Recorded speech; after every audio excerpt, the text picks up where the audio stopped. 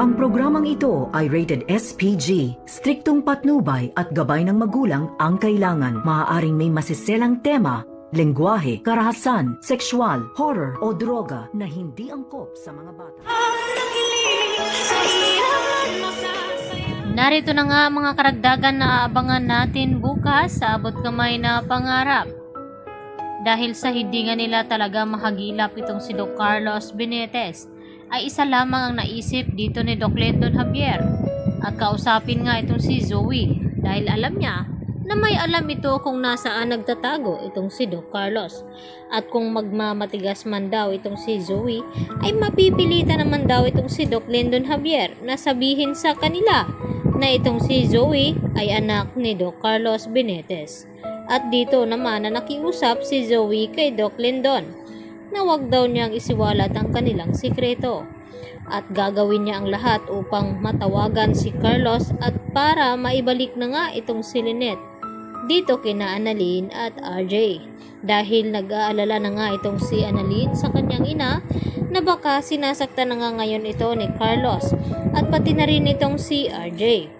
Nabis na nag-aalala na rin ito kay Lynette kung alam lang daw niya na ganun pala ang klaseng tao itong si Carlos ay hindi na sana siya pumayag na maikasal itong si Lynette kay Carlos. Samantala, dito naman nakakarinig si Carlos ng mga salita na hindi maganda mula dito kay Lynette dahil hindi nga matagumpay ang unang pagtakas dito ni Lynette dahil naabutan nga siya dito ni Carlos habang nasa loob siya ng kotse at hindi niya nga ito napaandar hanggang pinalo ni Doc Carlos itong side mirror at nabuksan niya nga itong kotse at nakalabas itong si Lynette at sinaktan niya.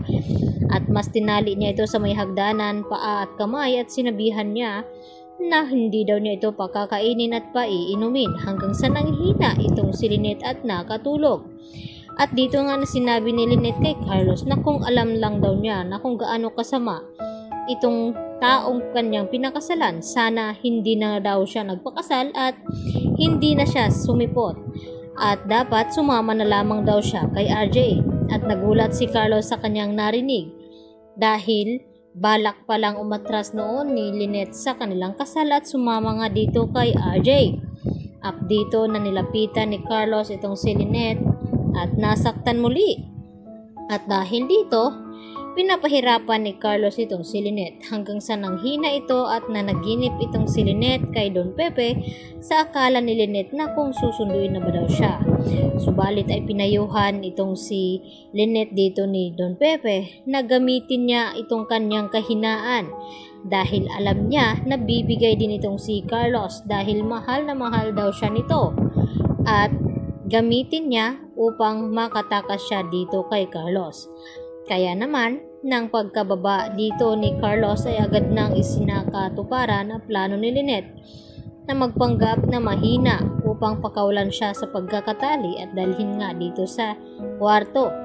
At dito na sinasakyan lahat-lahat ni Lynette ang mga sinasabi nga dito ni Carlos nang sa ganon ay mapaniwala niya ito.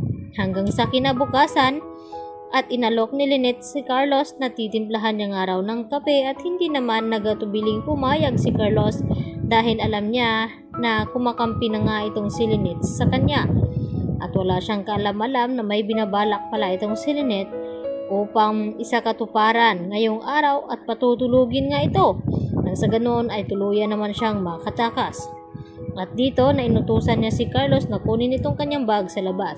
At maya-maya din ay tumawag itong si Zoe at ipinaalam kay Carlos na nananganib na nga ang kanilang sikreto na mabunyag.